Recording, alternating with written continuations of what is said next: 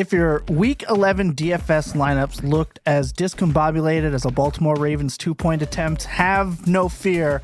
The DFS Early Look is here. This is the earliest look that you can get at the Week 12 DFS slate. I know Jake Tribbey is ready to move on to Week 12 after the Jared Goff-a-thon. I myself am ready to move on. Sit tight, because we are about to dive in to the DFS Early Look.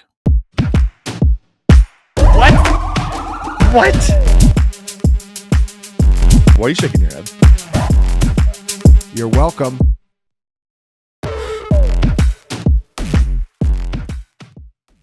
What's going on, everybody? Thomas Tipple here, hosting this here DFS Early Look. Joining me, as always, the man who writes the best Early Look article in the business. That's award winner Jake Tribbey. We are here to give you kind of a sneak peek at the Week 12 DFS slate.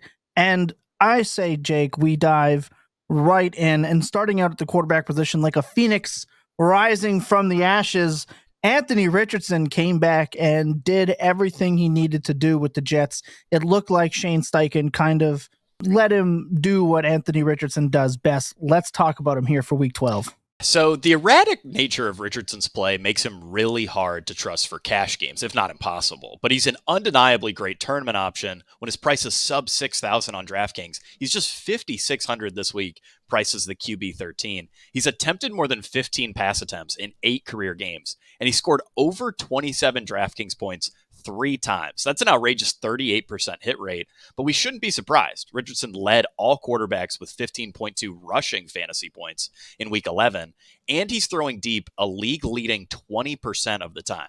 Yeah, he's erratic, but the elite rushing upside combined with his aggressive passing tendencies provides us with a tournament-winning ceiling, and we've seen that multiple times. We may see it again this week. Richardson is playing in the highest total game of the slate as an 8-point underdog against a Detroit defense that has allowed the 5th highest deep throw rate and the 10th most deep completions this season. The spread implies Richardson will earn plenty of dropbacks, and the advanced data implies Richardson could have success targeting the Lions deep. This is another spot where I really want to play Anthony Richardson. Right, and we know how the Detroit Lions go. They're going to limit the running back rushing, so it might force Anthony Richardson to use his legs just a little bit more on the ground, just out of pure necessity. Let's go to the running back position, and a player returning, the angriest runner anyone has ever seen, comes back this week. Let's talk Isiah Pacheco, RB12, which is honestly higher than I thought he would be, but he gets Carolina. Let's talk about it. Pacheco looks poised to return in Week 12, which will provide Kansas City's backfield with a much-needed spark. Kareem Hunt has certainly filled the void, but he's averaged just 3.7 yards per carry, a mark that ranks dead last of the 28 running backs with at least 100 rush attempts this season. Pacheco has averaged 4.6 yards per carry across his career, and he's been dramatically better than Hunt in every efficiency metric that matters. I'm not sure what the exact split will be when Pacheco returns, but the team will likely favor the runner, who has been notably more efficient throughout his career. Let's not forget that Hunt has led all running backs in expected fantasy points per game since Week 6. So the raw workload available to Pacheco is one of the best in the NFL. And there might not be a better team for a running back to return to play against than Carolina. The Panthers are by far the single softest schedule-adjusted matchup in the NFL for opposing running backs on the ground, allowing a league-leading 160 rushing yards per game. Even if Pacheco's volume isn't elite, even if Kansas City gives a bit more carries than we hope to Kareem Hunt, his efficiency in this spot should be incredible. And, Kansas City should run the ball plenty as a massive favorite against Carolina. Yeah, perfect opportunity for him to come back. Very smart week for them to let him come back. Second running back we're going to talk about this week is playing on an offense, looking better and better. It's Rhamondre Stevenson. DraftKings has him all the way at RB15, which would be much lower than his points per game as of late. Let's talk about it. And he's even cheaper on FanDuel at just 6,400, priceless, the RB23 over there. Insane. I know. A massive discount relative to the usage that he's seen lately over the last month. Stevenson is the RB6 by expected fantasy points per game, the RB12 by actual fantasy points per game, and the RB7 by snap share. He's massively underpriced relative to this recent usage, and he's due for some positive regression based on expected fantasy points. Maybe we'll see that regression in week 12. The Dolphins are the eighth softest schedule adjusted matchup for opposing running backs, and Stevenson scored 19.2 DraftKings points the last time these teams played. My only concern here is the spread, as Stevenson's per snap usage falls by 11% and his per snap production falls by 16% when New England has trailed since 2022. But even a 15% hit to Stevenson's usage still gives him a workload that's dramatically better than his price on either DFS site, and especially FanDuel would indicate. Regardless of how this game plays out, I think it's safe to say he's undeniably a great value this week. Being that low on FanDuel just seems like an egregious error. You're going to want to take advantage of that. That's why we do the DFS early look. Let's move to wide receivers. And look, one of these wide receivers on Miami have been absolutely nuked in terms of playability, but there's an uptick for one of them. Let's talk about Tyreek Hill, who seemed to have a better week in week 11 than he had previously. He did have a better week, and kind of similar to Anthony Richardson, it's tough to trust a guy like Tyreek Hill for cash because the volume hasn't quite been there. I mean, it doesn't inspire much hope. Hill has earned just a 20% target share since Tua Tagovailoa returned to the lineup, but we know the nuclear upside is there, which makes him perfect for tournaments. Hill has scored over 30 DraftKings points in 32% of the games he's played with Tagovailoa under center. Last year, we happily paid $9,300 on DraftKings in week 17 for the opportunity to play Tyreek Hill. And the matchup is sneakily one of the best on the week. I'm sure some people will be worried about Christian Gonzalez, but he hasn't really looked like a world beater as of late. New England is the seventh softest schedule-adjusted matchup for opposing outside wide receivers since week 6, and the Patriots are allowing the sixth most deep receiving yards per game this season.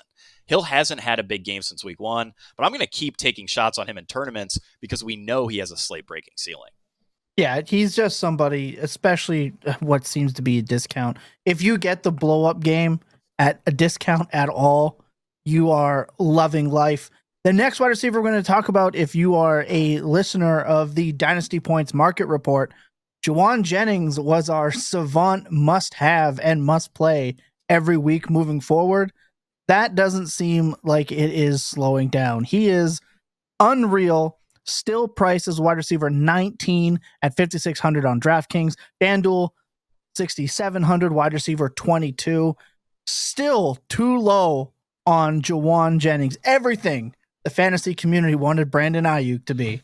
It's absolutely unreal that we're getting that production out of Jennings instead of Ayuk. He's played 3 games this season without either Brandon Ayuk or Deebo Samuel, and he's averaged 119 receiving yards per game, 19.6 expected fantasy points per game, 29.3 fantasy points per game, and a 42% first read target share in those contests. Over the full season, those marks would rank first, third, first, and second among all pass catchers. I don't think Jennings can maintain high-end wide receiver 1 production for the rest of the season, but there's absolutely no world where he should be priced as a low-end wide receiver 2 for DFS. Green Bay is a tough matchup, but Jennings is so egregiously mispriced that I'd expect him to pop as one of the best wide receiver values of week 12.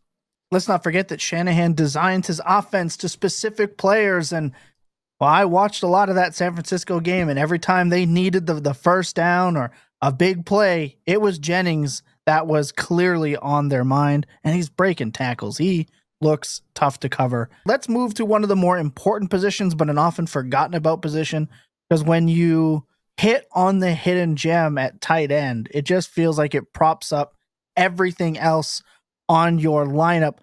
We had a couple options at tight end this week, and though it's not an all alpha episode, he should be on the alpha episode. It's Hunter Henry. Will he be in the hen house this week against Miami? Tight end 10 on DraftKings, tight end 14 on FanDuel. The disrespect is real for Hunter Henry. Let's talk about it. Henry has averaged 12.2 expected fantasy points per game, 54 receiving yards per game, and a 26% first read target share since week 7. Similar to Jauan Jennings, those marks signify a significant discount relative to Henry's price. They would rank 4th, 5th, and 4th among all tight ends over the full season. Drake May has provided this offense with a serious spark. He's averaging 63 more passing yards per game than Jacoby Brissett did in his starts, on top of an extra 1.1 passing touchdowns per game and an 8% better catchable throw rate. Henry was seeing comparable volume with Brissett under center, but the quality of his receiving volume has improved dramatically since May took over in week 6. The slate doesn't offer much value at a first glance, so the salary relief that Henry provides this week might end up being pretty crucial to our lineups. Sorry to say, everybody, but they found another guy there. That's going to do it for the DFS Early Look this week. If you want the full article, I will put that link in the description as soon as that article is released. We do that every single week. We're recording this before the Monday night game. So by the time you're seeing this, maybe you've enjoyed a Monday nighter. Maybe you're about to sit down for the Monday nighter. Either way, enjoy the last night of week 11 football. We'll see you guys for week 12